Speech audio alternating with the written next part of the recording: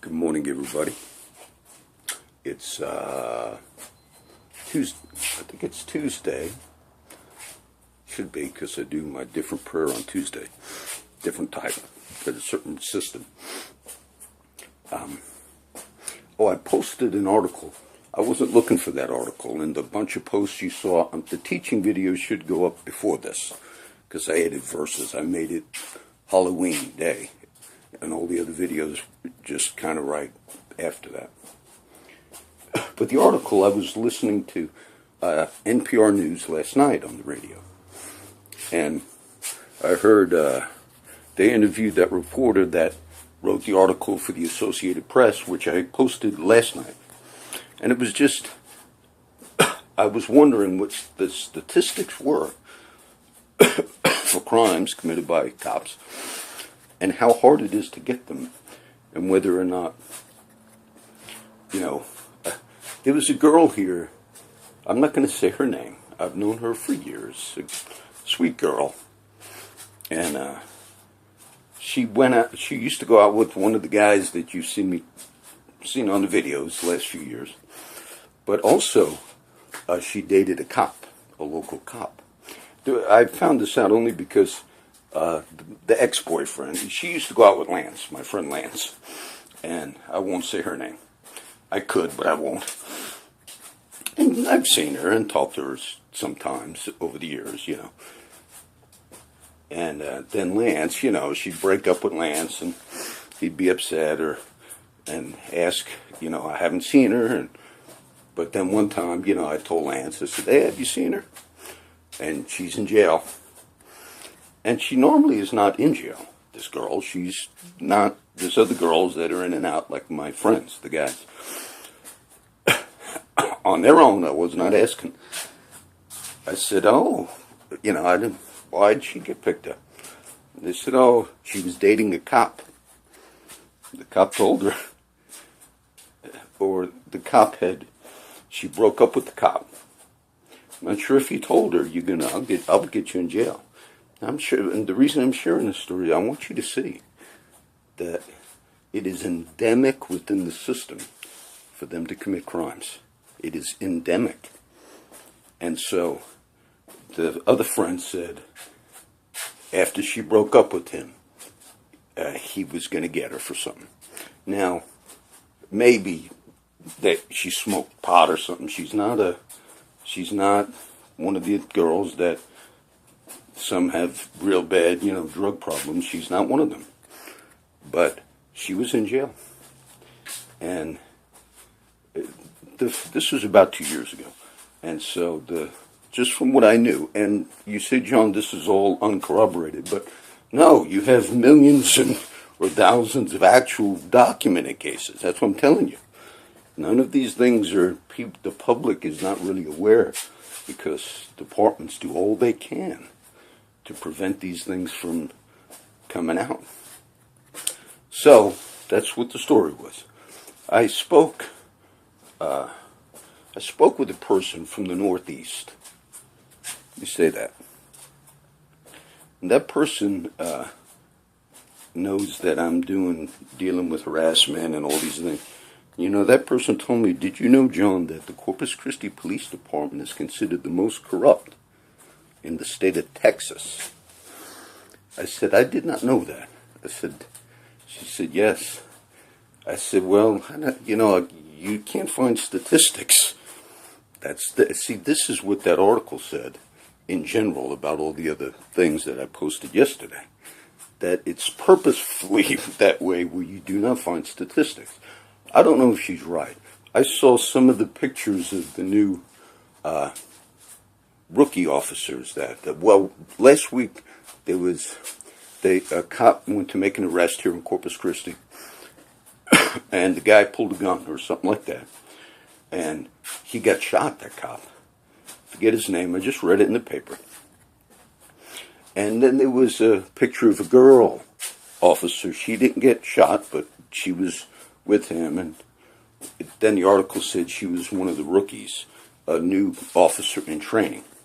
And so it was sad for her to be on her first, in training like that, and to have somebody shoot. But what I felt was, I really felt, and I thought, I looked at the picture of the girl, pretty girl in the paper, a young cop, and I said, she has no idea with some of the older guys and the history that's gone on. And she doesn't know. And so when they're in at that stage, they're not criminals. They're not. It's when you, over time, when those that learned how to use the system for personal gain, sexual favors, I've reported some of those crimes.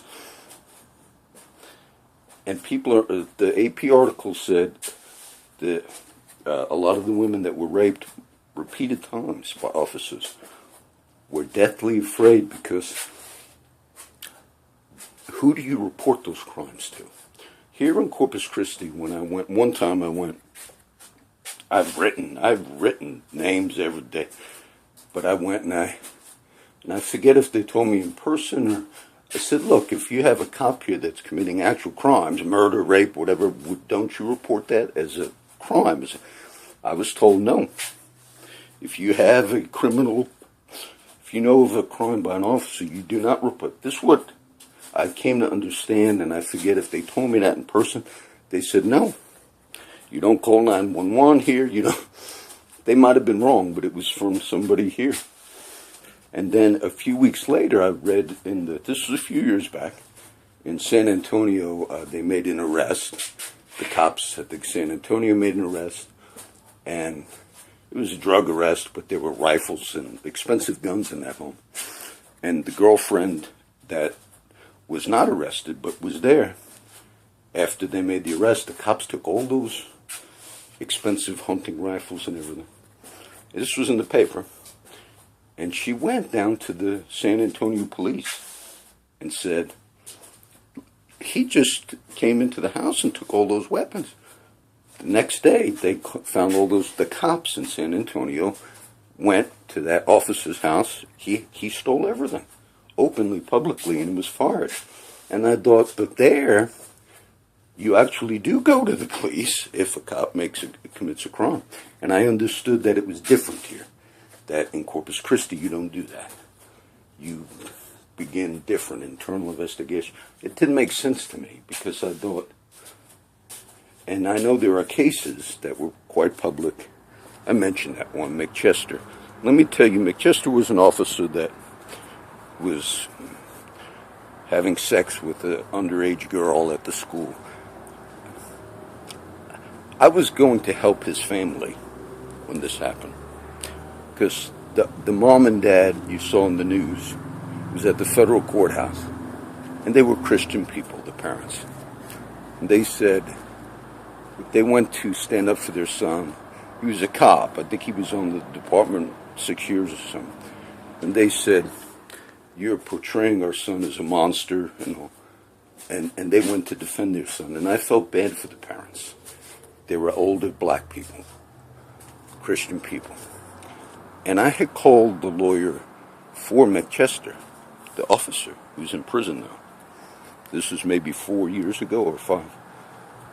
And it was hard to get a hold of him, because I called the number and they don't have numbers that they want you to email, but somehow I got a hold of him. I said, look, I just wanted to, I said, I saw the parents for McChester on the news and all. And I said, I just want to maybe help the parents. I said, I do ministry with a lot of people that are in trouble for many years.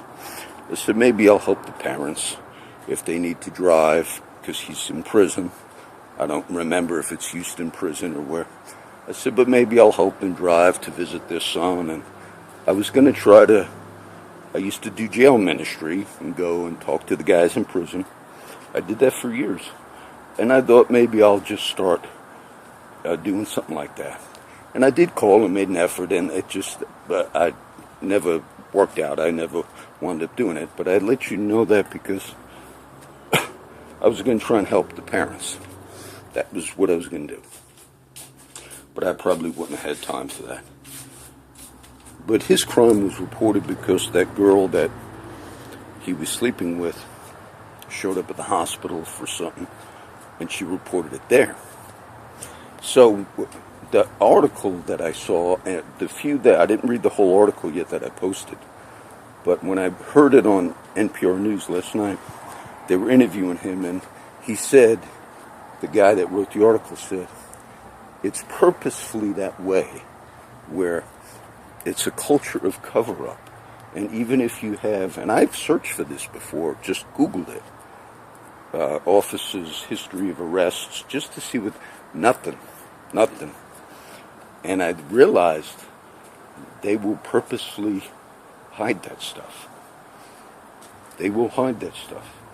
And the thing that upsets me is the example of this girl that got arrested here because she broke up with that cop.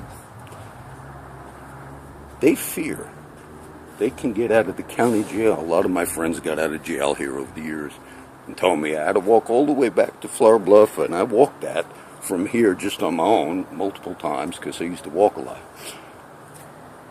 But we had a guy here for many years. I know him, Roger. He did 4 years in prison.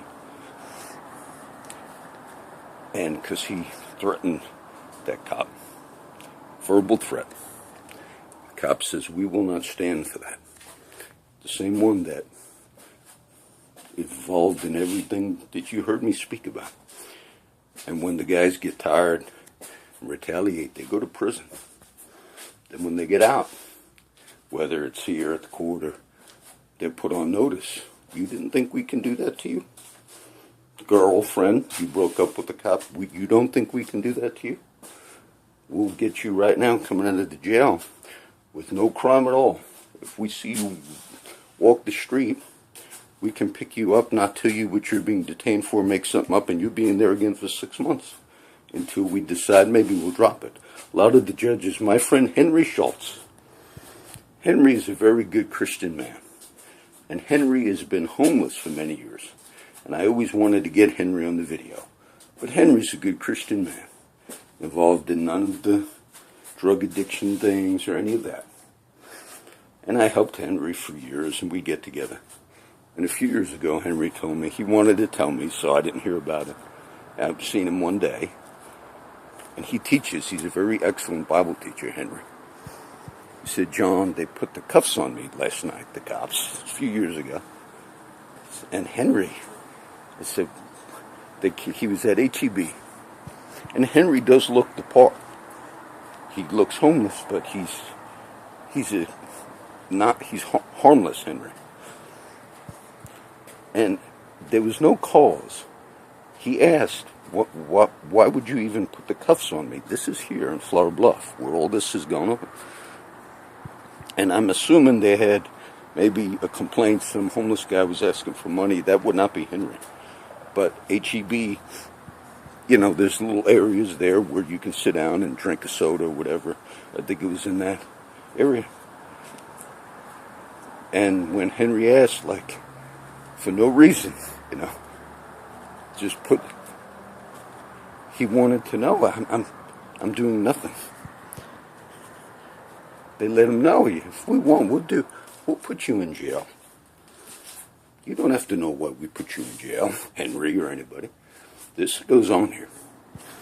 We'll do it because we just think we're going to make a statement. And my friends asked me. They asked me. Huey asked me once. Cop told him, if I ever see you, I will arrest you. Without cause, if I see you, I'm putting on. And that happened. Maybe a week in jail. And he asked me, he said, John, and he's friends with this guy. He said, how could they do that, John? That instills fear in these people. All of that is highly illegal. What I want you to understand is these guys are absolute criminals. You might not have realized they're out raping, killing, murdering until that. You don't know the statistics on these things. You have no idea because that's purposefully hidden from the public. My friend was surprised. How could he just do it? He said he would. I didn't think he could. They lie. And then the judge signs off. And all of you that are the upper class judges and sophisticated, living in your absolute total ignorance. And you just assume, well, certainly this fine officer, ignorance, total ignorance. You sign off on those things. You are liable before God, because if you lived every day knowing you were leaving your job, lawyer at your job, prosecutor, all of you, if you knew you'd leave your job one day and a cop walked up to you, said, get in the car. I'm a very high class. Shut up, get in the car. And you're shocked. Then he takes you down to the jail, books you. What is my crime? I'm a cop. Don't you ask me any question about anything, about rights, about law. I've decided you're going to jail, whoever you are. And you'd be shocked, like, this certainly cannot stand. And then you're in jail for a week, and maybe the cop puts something down. This person trespassed at Strife, but you don't know what they did to you. And then you get out of jail and you're in shock. You're so high class. And you walk into your car. Oh my, your husband or wife is beating you. Oh my. Cop pulls up. Get in the car. What? I told you get back in this car. I put cuffs on you. You're going back. You're going to learn, Miss or Mr. You're going to learn to fear us, because we commit crimes that the public is not aware of. That's the experience of many people. That's the experience of my friend Henry, who was just, John, how could they just put cuffs on me and threaten with no crime? Not even the accusation of a crime. The lady that I spoke to from the Northeast said they're the most corrupt department, John, in Texas. I don't know if you know that. I said, well, I probably thought that. All of you young rookies, I know that you're not in that yet. This is the legacy these older guys passed on to you. This is the legacy. It's a disgrace that they've done that, but this is the legacy. And this is why, seeing it, writing on it, knowing that they take pleasure in the reality that they do these things and that you cannot stop them. This is what they take pleasure in. So I wanted you to just see those few little ones. I put that story on. I'll try and upload this today, along with today's Tuesday. Let me see what day. Today's Wednesday. Oh, I didn't really miss my prayer. I do a different prayer. I guess it's Wednesday the 4th, November 4th.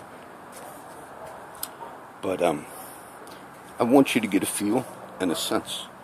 I want you to see that article. When I listened to the guy who wrote the article for the AP, and he did the interviews, and he was trying to explain that many of the victims that had multiple rapes by officers, on-duty officers, they lived in fear, because who do you report that rape to? Cop says, get in the car, give me a blowjob. It's happened here. I reported this, by the way. As far as I know, nothing's happened. Multiple, that happened here. And they said that these people are in shock when they get out. I just got raped by a cop. Where do I go to report that? If you're here in this city, from what I understand, you don't call a cop. You have to begin a certain other thing. That's what I understood. Shocking. And then that person gets raped again. And the victim learns, I got to live my life servicing this officer sexually, and that's going to be my life. These people are in shock when that happens to them. And then they realize that if you try to report that crime, whether an officer is, in society, and if it's a minor, it's considered aggravated continuous sexual assault. These are very, very high crimes in civilian society. When committed by police in uniform, those are considered things that they do not always get caught, and they often continue to rape for years. And then finally somebody, and people are surprised. So I gave you that article. I'm going to do, I've recognized that these civilian departments, because of all of this, this system does not work. That's what I'm letting you all see. This system does not work. Today, somewhere in the country, a cop will be out committing criminal activity. And it will always be a victim somewhere. And that victim will have no recourse. And if that victim, the normal thing is, tries to report that crime, they will go after that victim. You see this happening in this year with the officers going after other law enforcement. Mosley, the prosecutor in Baltimore, who decided to prosecute those 6 officers for the murder of Freddie Gray, they began an all-out legal battle against the prosecutor to try to get the prosecutor, which is law enforcement there in Baltimore, removed from the case. They said her husband is a commissioner. They went for. When you try to bring any of these officers to justice, they will even go after other law enforcement, in that case a black woman prosecutor in Baltimore. New York City, make a statement, you're the mayor, put you on notice. But sun up to sunset, criminal activity. Okay, I'm going to end this one today. I've been reading the prophet Ezekiel. I like it. But it's back into this thing where there's a verse. Stand fast. This ain't Ezekiel, I don't think. I memorized it well. Stand fast and prepare thee, for the sword shall devour round about thee. That's the word of the Lord. That's God's word. It says of Jacob, one of the great promises Jacob made to his sons. I think it's Genesis 49. But it says, you'll be like a vine planted by the springs. Your branches will go over the wall. It says, the archer shot at you, nevertheless your bow remains strong, because God is with you and God blesses you for the sake of his people Israel. God raises up in his kingdom voices, all of us corporately, to speak out for justice. And when it says, stand fast and prepare thee, for the sword will devour round about thee, that's God's word, and that's people speaking out. I read last night in the Gospel of Matthew. This is always interesting. I forget the chapter. But they came to Jesus and said, who gave you this authority to do these things? He says, I'm going to answer you. This is a little different how he normally responds. He says, I'm going to answer you with a question. He says, I'll tell you who gave me this authority if you can answer this. John the Baptist, was his baptism from heaven or from men? Who gave John the Baptist his authority? The voice of one crying in the wilderness, prepare ye the way of the Lord, make straight in the desert a highway for our God. I have come to set a fire on the earth. And they said, they reasoned, the Pharisees, well, if we say his baptism was from men, meaning John was nobody, we're afraid of the people, because all hold John as a prophet. But if we say from heaven, then Jesus will say, then why didn't you believe him? So they had their little consultation. And they said, we decided we will not answer you, Jesus. He said, neither will I answer you, you bunch of hypocrites, pretending to uphold the law of God, using it for your own personal means, using it to go after others. And you say you're the condemnation on those guys. Paul says in Romans, those that have sinned in the law are going to be judged by the law. And more in the chapter, Jesus says, talks about John. And Jesus says, among all those that were ever born of women, there has not risen a greater than John the Baptist. I like that. The voice of one crying in the wilderness, prepare ye the way of the Lord. I like that. The voice of one. There are times Jesus said, in that same chapter I'm quoting from now, I read last night, he says, the stone that the builders rejected has become the head of the corner. And this is the Lord's doing, and it is marvelous in our eyes. It said, whoever falls on that stone will be broken. But whoever that stone falls on, it will grind him to powder. I like that. We'll end with that. Grind you to dust.